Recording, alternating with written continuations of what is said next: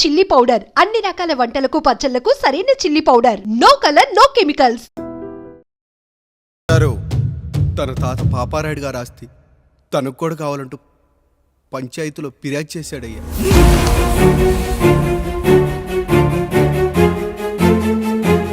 మస్తా గారు ఆ దస్తావేజులు ఇవ్వండి. అయ్యా మరి మా సంగతి ఏంటి? అడగరేంటి? అవునన్నయ్యా, ఈరోజు మీ పన్మేష్ కొడుకొచ్చాడు, రేపు ఆ పాల్దం కూతురు వస్తుంది. ఇలా వచ్చినోళ్ళంతా మీ సంతానమేని తెలిసాక అదిగో ఆ కాముడు చెప్పినట్టు మా ఆయన వాటా కిందో బాత్రూము, నాకో సబ్బు బిల్ల, నా పుట్టబోయే బిడ్డకు ఒక బొట్టు బిల్ల, ఇదే మిగులుతుంది. అయినా ఊరి జనాభా కన్నా అన్నయ్య పిల్లల సంఖ్య ఎక్కువైపోతుంది. వాళ్ళందరూ ఇంటి మీదకి వచ్చే లోపు మా ఆస్తి మాకు ఇచ్చేస్తే మా బతుకులు మేము బతికేస్తాంగా. అవునన్నయ్య, మా ఆస్తి మాకు కావాలంతే. ఎవరిని పట్టుకుని ఏం మాట్లాడుతున్నారయ్యా? ఉన్నప్పటి నుంచి ఆయన మిమ్మల్ని సాగుతూ ఉన్నారు. ఈరోజు పెరిగి పండయ్యాక మా దారి మేము చూసుకుంటా ఉండడం న్యాయం కాదయ్యా, న్యాయం కాదు. ఏ ఆయన నీకో కొడుకునిచ్చాడా? వాడి పేరేంటి? ఐఫోనా? ఎరా ఆస్తి కావాలా? 4 బ్రష్లతో తోముకుంటే ఎక్కడ విడిపోతామో అని నా బ్రష్ టూత్ పేస్ట్ నీకు త్యాగం చేసినప్పుడు అప్పుడు అడగాల్సిందిరా అన్నయ్య ఆస్తి కావాలి అని. ఎరా నేను వాడిపారేసిన లంగోటాలు మార్చి మార్చి చొక్కాలు చేతిగుడ్డలుగా వాడారే, అప్పుడు అడగాల్సిందిరా అన్నయ్య ఆస్తి పంచు అని. నువ్వు 6 నెలల పసిగందుగా ఉన్నప్పుడు పాల కోసం ఏడుస్తుంటే నిన్ను తీసుకెళ్లి పసుల దొడ్లో కట్టేశానే, అప్పుడు అడగాల్సిందిరా అన్నయ్య నాకు ఆస్తి కావాలి. మా తండ్రి గారు పాపారాయుడు పోలికలు నాకు, నా పోలికలు ఆయనరాయుడికి. అసలు మా కుటుంబంలో ఏ పోలికలు లేని మీకు ఎందుకు ఇవ్వాలరా ఆస్తి? ఆస్తి లేదు, గీస్తి లేదు. Get out, get out, get out, get out, get out, get out అని నేను అనొచ్చు, కానీ అనగలనట్రా? అనలేను. ఎందుకంటే మీరంతా నా తమ్ముళ్ళు, నా చెల్లెళ్ళు. రక్తం తాగిన దోమ కూడా వెళ్ళేటప్పుడు కృతజ్ఞతగా ఏ మలేరియానో టైఫాయిడో వదిలి వెళ్తుంది. కానీ రక్తం పంచుకొని పుట్టిన మీరు ఈ అన్నయ్య కోసం ఆస్తి కూడా వదల్లేకపోతున్నారు కదరా. గుమస్తా గారు, నా యావదాస్తి నా తమ్ముళ్లకు చెల్లెళ్లకు వాళ్ళ పేర్ల మీద రాయండి. నాకు చిల్లి గవ్వ కూడా అక్కర్లేదు. ఇక ఈ ఇంటికి నాకు ఎటువంటి సంబంధం లేదు. లక్ష్మి, సావిత్రి, మీ చీరలు విప్పేయండి. ఇక్కడికి వచ్చేటప్పుడు ఏ చీరలు కట్టుకున్నారో వెళ్ళేటప్పుడు కూడా అదే చీరలు కట్టుకోండి. వెళ్ళిపోదాం. దస్తావేజులు తీసుకురండి.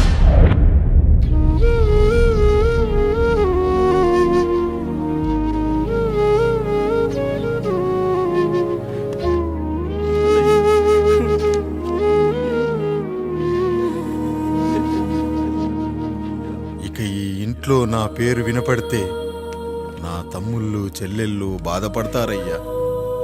ఈ ఇంట్లోనే కాదు, ఈ దస్తావేజులో కూడా నా పేరు ఉండకూడదు. నేను ఇక్కడ సంతకం పెట్టి వీళ్ళ మనసు నొప్పించలేను. అయ్యా, మొత్తం వదిలేసి మీరెలా బతుకుతారయ్యా? ఎండకు నీడలా, వర్షానికి గొడుగులా నన్ను ఇన్నాళ్ళు కాపాడింది.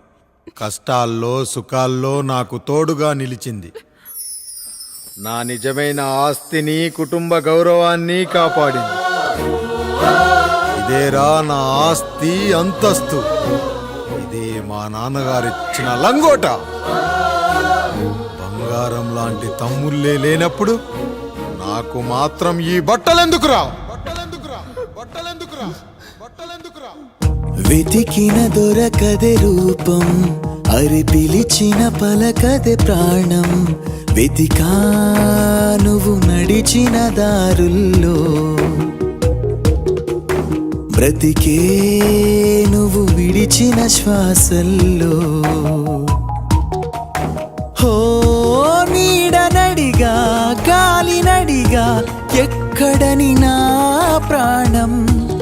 ఏరునడిగా, ఊరునడిగా, ఎందుకని మౌనం? బాధనను విడువనని తడి తడిమినది వెంటపడి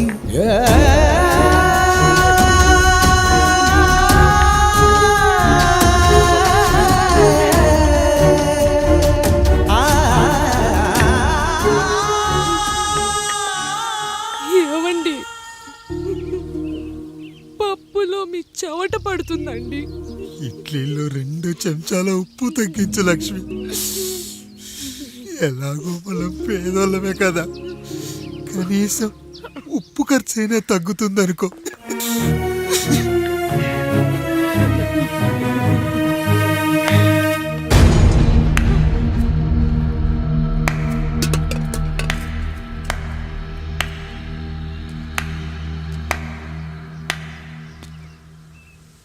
పప్పు రుబ్బుతున్నావా పెదరాయుడు? ఎవడికైనా చేసిన పాపం పండుతుంది అంటారు, నీకు మాత్రం అదిగో అలా పిండయింది. అరే రే రే రే రే, చేతి నిండా భార్యలు, ఇంటి నిండా బంధువులు, బీరువా నిండా డబ్బులు, ఊరి నిండా జనాలు. ఏరి ఎక్కడ ఇంటర్వెల్ ముందు ఇంటర్ చదివే కుర్రాడు ఏదో ఆవేశంగా డైలాగులు చెప్పాడు, సెకండ్ హాఫ్ కు మర్చిపోతాడు అనుకున్నావు కదూ? మర్చిపోవడానికి నువ్వు నాకు ఇచ్చింది అప్పు కాదు, ద్రోహం. అమ్మ వచ్చిన ప్రతిసారి అడిగేవాణ్ణి, అమ్మా నాన్నెక్కడా అని. నీ గురించి తెలిసాక నీ ముందుకొచ్చా, నీ బ్రతుకుని ఇక్కడి దాకా తీసుకొచ్చా. పిక్చర్ అభి బాకీ హే మేరా పితాజీ. నిన్నిలాగే వదిలేస్తే ఈ ఆండ్రాయిడ్ తో వదలవు. సామ్సంగ్లు, హెచ్టీసీలు, లెనోవాలు అంటూ కనిపారేస్తూ మా అమ్మ లాంటి కోసం తిరుగుతూనే అంటావు.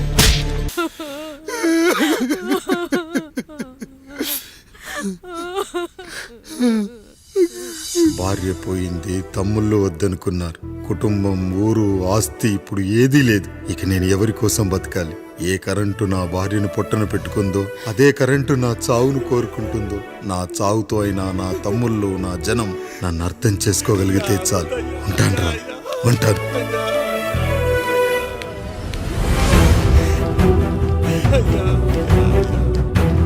అయ్యా అయ్యా రండయ్యా, పెద్దరాయుడు గారు చనిపోతున్నారయ్యా, రండయ్యా, మీరన్న వచ్చి ఆపండి అయ్యా.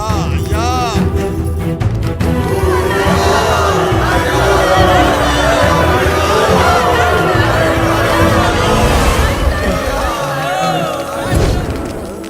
ప్రజల్లారా, నా బిడ్డల్లారా, నా జీవితం మీకే అంకితం. మళ్ళీ జన్మంటూ ఉంటే మీకోసం తిరిగి వస్తాను.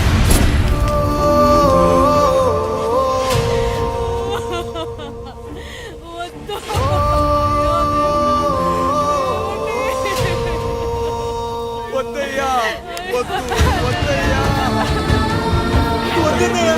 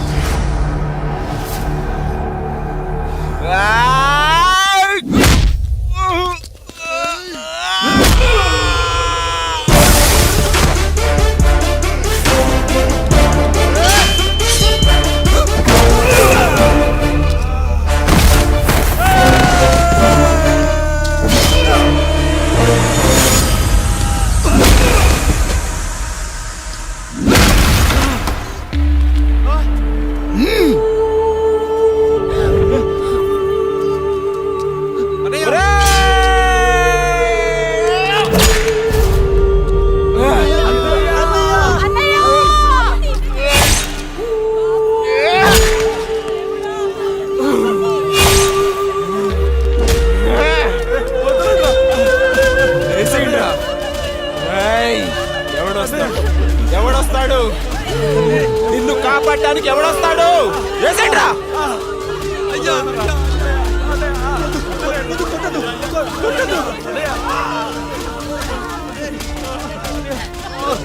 కష్టం వస్తే ఒక్కసారి నాన్న అని పిలవరా, ఆ సమాధిలోంచైనా లేచొస్తా.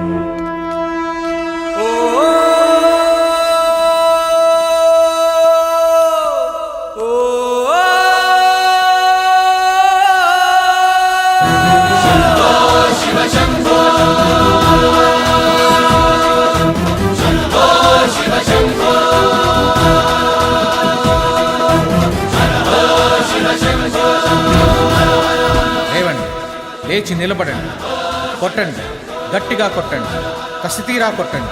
ఈ చిత్రంలోని నటులను, సాంకేతిక నిపుణులను ఎక్కడ పడితే అక్కడ కొట్టండి.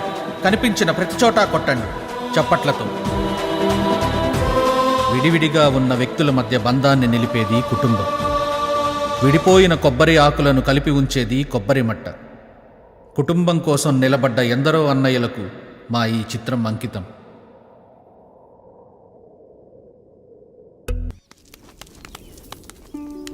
అయ్యా, దేవుడిచ్చిన ప్రసాదం అనుకుని నలుగురిని కన్నాను.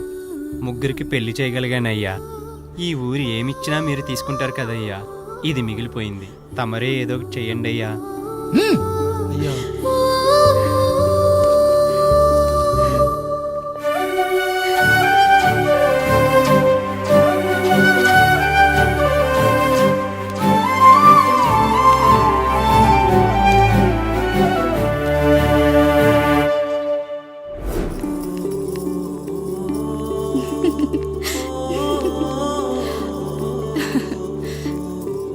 ఈ ఇల్లు, ఆస్తి, ఇంత గొప్ప భర్త, పిల్లలు, చాలా ఆనందంగా ఉందండి.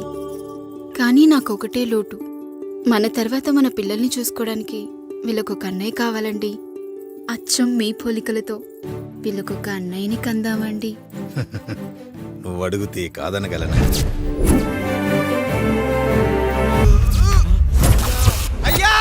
బావగారు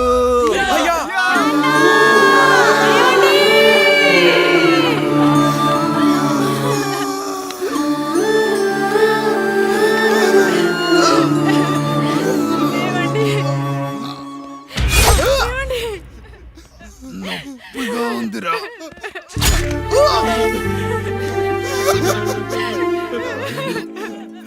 సుధా, నేను లేకుండా ఎలా ఉండగా?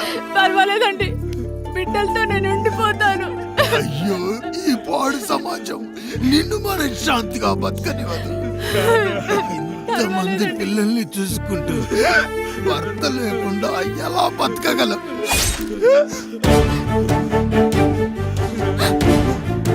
వద్దండి.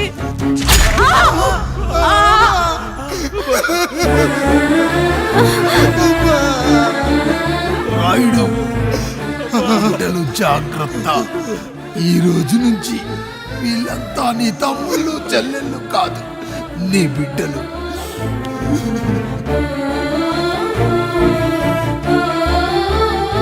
ఎక్కడికి వెళ్ళనురా. నీ కష్టం వస్తే ఒక్కసారి నాన్న అని పిలవరా. ఆ సమాధిలోంచి అయినా లేచొస్తా.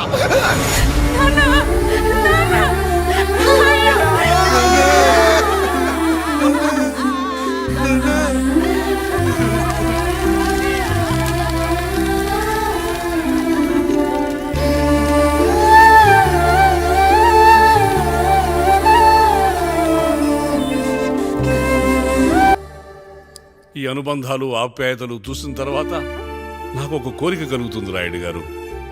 మీరు కాదనరనే ధైర్యంతో అడుగుతున్నాను. అడగండి. నాకు ఒక్కతే కూతురు. ఆమెని మీ కుటుంబంలో సభ్యురాలుగా చేసుకుంటారని. తప్పకుండా. నా భార్యలకు అభ్యంతరం లేకపోతే తనను నేను పెళ్లి చేసుకుంటా.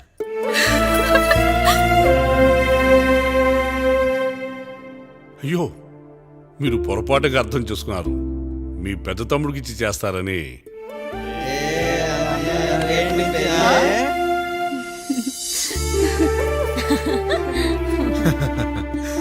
తప్పకుండా తప్పకుండా ఒక మంచి రోజు చూసుకొని మీ ఇంటికి అమ్మాయిని చూసుకోవడానికి వస్తాం. ధన్యుణ్ణి రాయుడు గారు, ధన్యుణ్ణి.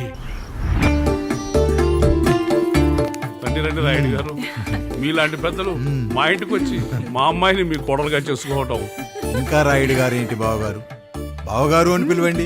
సంతోషం. రండమ్మా. త్వరగా అమ్మాయిని పిలిపించండి. మా వాడు అసలే ఆగలేకపోతున్నాడు. మా వాడు చిన్నప్పటి నుంచి అంతేనండి. కక్కొచ్చినా ఏమొచ్చినా ఆపుకోలేడు. త్వరగా మీ అమ్మాయిని పిలిపిస్తే ఆ కళ్యాణం ఏదో చేసేద్దాం. అమ్మా జయమాలిని, అమ్మాయిని చూసురా.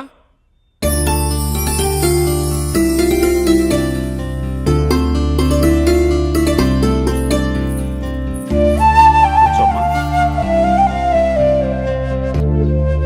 నువ్వు కూడా అబ్బాయిని చూడమ్మా.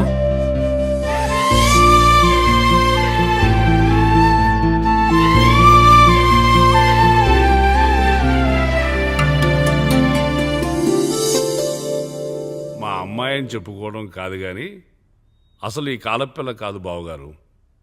రాత్రంతా బయట తిరిగినా కోడి కుయ్యకు ముందు ఇంటికి వచ్చేస్తుందండి.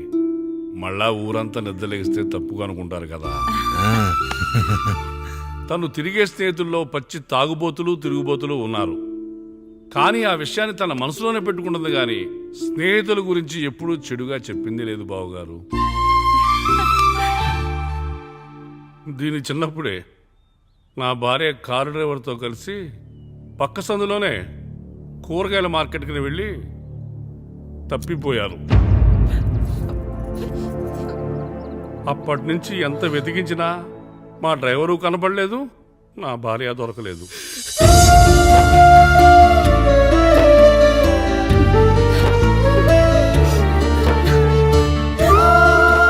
అమ్మ నాకు చాలా ప్రేమ పంచింది నాన్న, అది ఊరంతా పంచుతానంటుంది నా బిడ్డ. నేను కాదనలేదు. అలాంటి నా కూతురు ఇవాళ మీ కోడలవటం నిజంగా నా అదృష్టం బావగారు. ఈ రోజు నుంచి మీ అమ్మాయి మా ఇంటి బిడ్డ. అమ్మాయి నచ్చిందా బాబు? నచ్చిందా?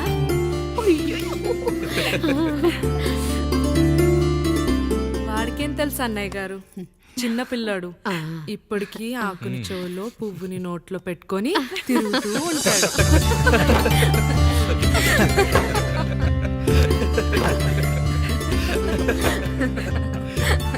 ఇకంత శుభం అన్నమాట. ఇక తాంబూలవి మార్చుకుందాం. ఒక నిమిషం ఆఖరి నేను చెప్పేది నువ్వే. ఛీ! ఒకసారి నా మాట విను. నేను చెప్పేది ఇంట్లో నేను ఒక్క క్షణం కూడా ఉండను. ప్లీజ్ అమ్మా శారదా, పెద్దవాళ్ళు వచ్చారమ్మా, మనల్ని చూస్తున్నారు. అమ్మాయికి పెళ్లి చూపురమ్మా. ఈ టైంలో నువ్వు ఇలా అలర్ట్ చేస్తే దాని జీవితం నాశనం అవుతుంది తల్లి. లోపలికి వెళ్ళు, తర్వాత మాట్లాడదాం. ఇక్కడ మీ కోడలు కాపురం కాలిపోతుంటే మీరు ఆ మంటల్లో మీ కూతురు పెళ్లికి కాఫీలు పెట్టిస్తున్నారా? ఈ ఇంట్లో నేను ఇంకొక క్షణం కూడా ఉండను. ఒక్క నిమిషం తల్లి, అసలు ఏం జరిగిందో నాకు చెప్పమ్మా. ఈయన మంచోడని 6 నెలల క్రితం నాకు పెళ్లి చేశారు. మొదట్లో బాగానే ఉన్నాడు, ఆ తర్వాత ఒక రోజు మందు కొట్టాడు. కొని తాగింది దిగాక మంచోడుగా ఉంటాడు అనుకుంటే ఈ మధ్య చెడు తిరుగుళ్ళు తిరుగుతున్నాడు. ఊరవతల చిన్నుళ్ళు కూడా పెట్టేశాడు. మీరే చెప్పండి రాయుడు గారు, ఈ ఇంట్లో నేను ఉండాలా, వెళ్ళిపోవాలా, ఈయన్ని వదిలేయాలా, అక్కర్లేదా? ఎస్, వదిలేయాలమ్మా. వదిలేయాల్సింది నీ భర్తను కాదు, అతనిలోని లోపాలు. ఆశ్చర్యపోతున్నావు కదూ? ఒక మగాడి బాధ సాటి మగాడిగా నేను చెప్తానమ్మా. ఆడదాని ప్రేమ వెలిగించిన అగరొత్తి లాంటిది. ఒకడు వెలిగించగానే కొన్ని గంటల్లో బూడిదైపోతుంది. కానీ మగాడి ప్రేమ దీపం లాంటిది.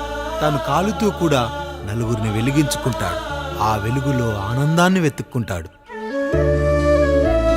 చూడమ్మా శారద, నువ్వు కాకిలోని నలుపును చూస్తున్నావు, నేను దాని రెట్టలో తెలుపును చూస్తున్నాను. మొగడు మందు కొట్టొస్తే నిన్ను కొట్టలేదని సంతోషపడాలి గాని బాధపడకూడదమ్మా. ఇక చిన్నిల్లు సంగతి అంటావా?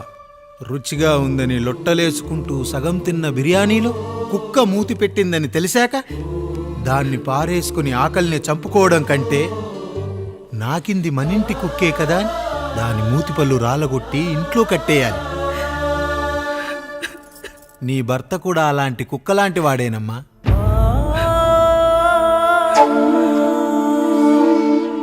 ఆడదానికి వయసొచ్చాక 3 ముళ్ళేసుకొని 90 ఏళ్ల జీవితం గురించి కలలు కంటుంది. అదే మగాడు 3 ముక్కలాడి 90 ml మందేయాలని కలలు కంటాడు. హౌస్లోనికి హౌస్ కీపింగ్కి తేడా తెలియని అమాయకపు జాతి అమ్మా మా మగజాతి. పండగ పూట తినే పాయసం రుచి గురించి మీకు తెలిసి ఉండొచ్చు. కానీ గర్లం కంటే చేదుగా ఉన్న బ్రాందీని కక్కలేక మింగలేక తాగే ఆ బాధ ఒక్క మగాళ్లకు మాత్రమే తెలుస్తుంది. కష్టాల్లో ఓదార్చిన మందును సుఖాల్లో మర్చిపోకూడదని తాగడమే కాని మాకు మాత్రం తాగాలని ఆశుంటుందా తల్లి? చివరిగా ఒక్క మాట, కష్టాలు పొంగల్లో మిరియాల్లా మనకే వస్తాయి, కానీ సంతోషాలు ఉప్మాలో జీడిపప్పులా పక్కనోడుతూ ఉంటాయి. ఎదుటివాడి ఉప్మాలో కూడా పనికిరాని కరివేపాకుంటుందని సర్దుకుపోవడమే జీవితమమ్మా. రాయుడు గారు, నన్ను క్షమించండి. రాయుడు గారు, నన్ను క్షమించండి. నా తప్పు నేను తెలుసుకున్నాను. ఈ రోజు నా 2 బిడ్డల జీవితాన్ని కాపాడారు రాయుడు గారు. ఈ శుభ కార్యక్రమాన్ని కూడా మీరే జరిపించండి. తప్పకుండా.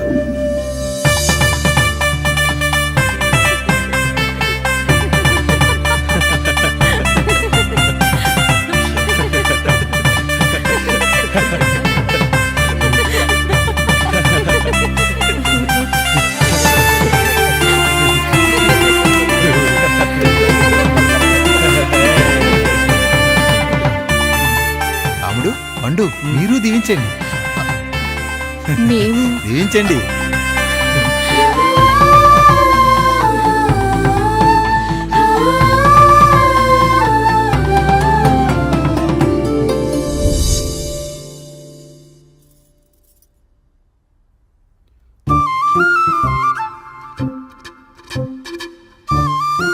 తింటారా?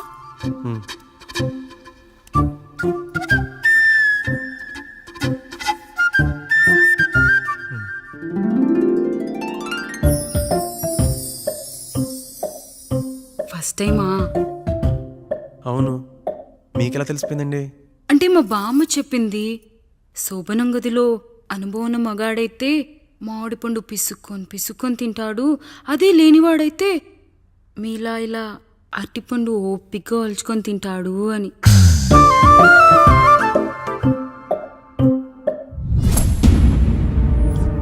ఏంటవి?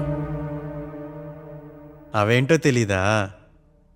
ఫ్రెండ్స్కి పెళ్ళని చెప్తే హ్యాపీ బర్త్డే అనుకొని బెలూన్స్ ఇచ్చారు, ఫీల్ అవుతారు కదా అని 4 అక్కడ కట్టాను.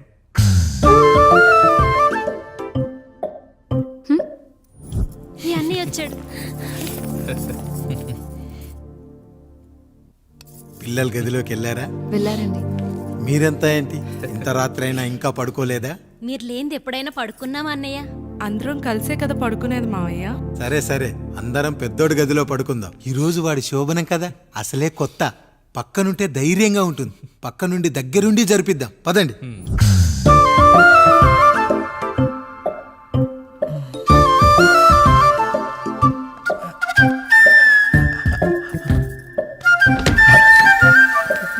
కానివ్వండి రా, కానివ్వండి కానివ్వండి. మీరేం మావయ్య ఇక్కడ పడుకుంటున్నారు? అదేంటమ్మా పెద్దోడా, చెప్పలేదా? మేమంతా కలిసే పడుకుంటామమ్మా, నువ్వు మాతో పాటే. అవును భార్గవి. మీరు ఊరుకోండి, మీరు ఇక్కడ పడుకోవడం నాకు ఇష్టం లేదు మావయ్య.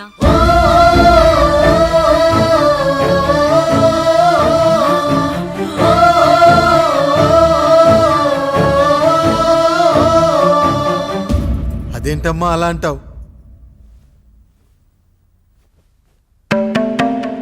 ఎన్నో చూసాం, ఎన్నో చేశాం.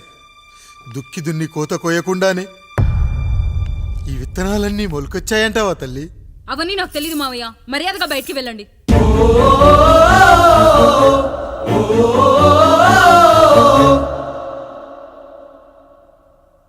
కనీసం ఆ మూలనైనా పడుకుంటామమ్మా.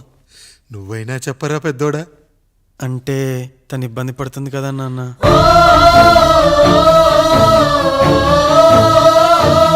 నువ్వు కూడా ఏంట్రా, పిల్లలేదో ఆశపడుతున్నారమ్మా. ఒక్కసారి ఆలోచించమ్మా. మావయ్య మీరు బయటికి వెళ్తే మేము తలుపులేస్తాం.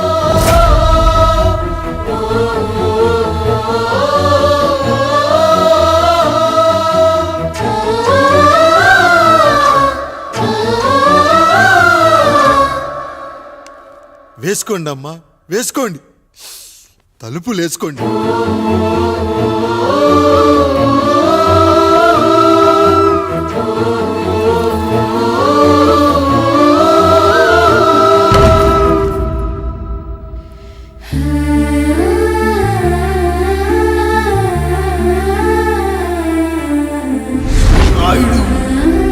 బిడ్డలు జాగ్రత్త, ఈ రోజు నుంచి వీళ్ళంతా నీ తమ్ముళ్ళు చెల్లెళ్ళు కాదు, నీ బిడ్డలు.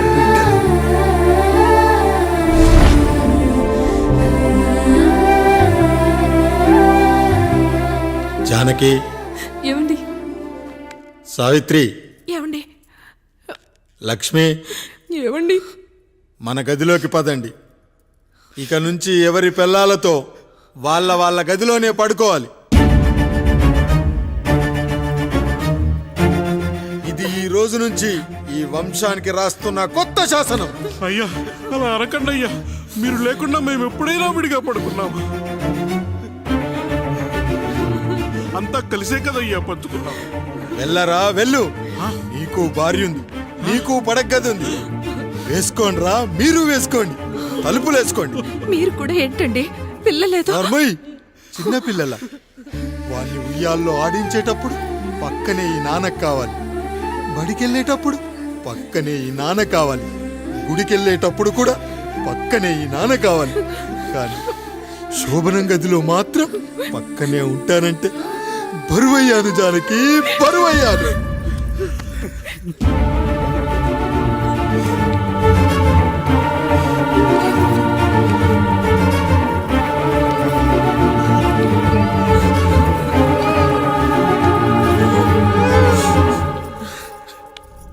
ఏంటండి ఇంకా అదే ఆలోచిస్తున్నారా? ఎలా మర్చిపోగలను లక్ష్మి? జరిగింది ఏదో జరిగిపోయింది, మీరు బాధపడకండి. ఎంత మాట అన్నాడో చూసావా? నా భార్య ఇబ్బంది పడుతుంది, బయటికెళ్ళండి నాన్న అన్నాడు. వాణ్ణి ఎలా పెంచాను? చదువుకుంటే పై చదువులకు వాడు వేరే ఊరు వెళ్లాల్సి వస్తుందని చదివే మాన్పించేశాను. జ్వరం వస్తే ఆ మాత్రలు చేదుగా ఉంటాయని నేనే మింగాను. నోరు తెరిచి అమ్మ కావాలన్నప్పుడల్లా ఇంతమంది అమ్మల్ని ఇచ్చాను. నాన్న అన్న ప్రతిసారి నాన్నల్ని ఇవ్వలేకపోయానని వాడికి నా మీద కోపమో ఏమో జానకి. నిజమేనండి, మనమంతా ఇలా లేమే. మన కుటుంబానికి దిష్టి తగిలింది. మా నాన్న మరణంతో ఆస్తిపోయి తమ్ముళ్ళతో నడి రోడ్డున పడ్డప్పుడు ఇలాంటి కష్టాన్ని మొదటిసారి అనుభవించాను.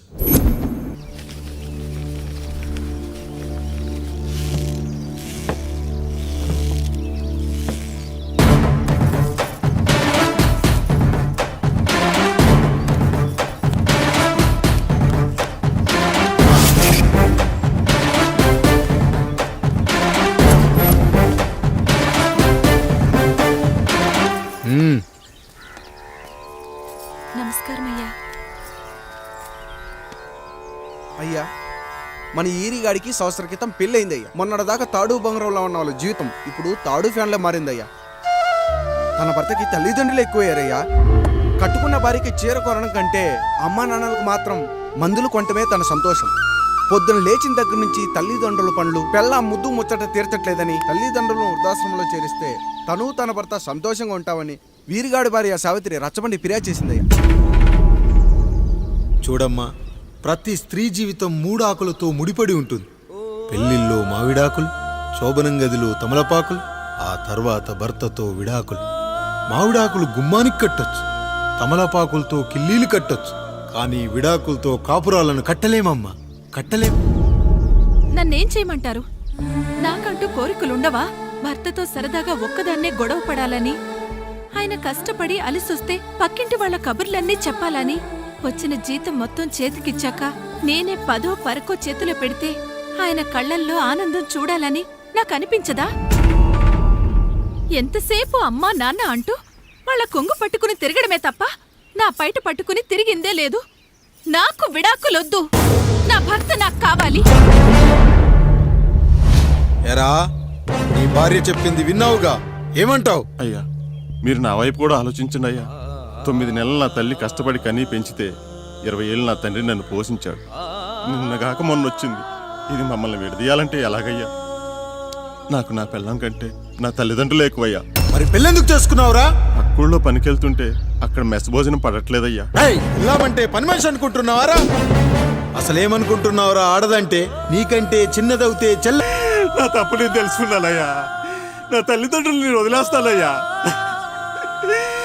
నా పిల్లాన్ని నాకు ఇప్పించున్నాయ్యా. నువ్వు తప్పు మీద తప్పు చేస్తున్నావు. నీ భార్యను తిరిగి ఏలుకోవడానికి నీకు హక్కు లేదు. ఈ రాయుడు తీర్పిస్తున్నాడు. ఈ ఈరిగాడు మాత్రం తమ తల్లిదండ్రులతో ఉండాలి, కానీ ఈవిడకు మాత్రం భర్త కావాలి. ఈమెకు అభ్యంతరం లేకపోతే నేను పెళ్లి చేసుకుంటాను.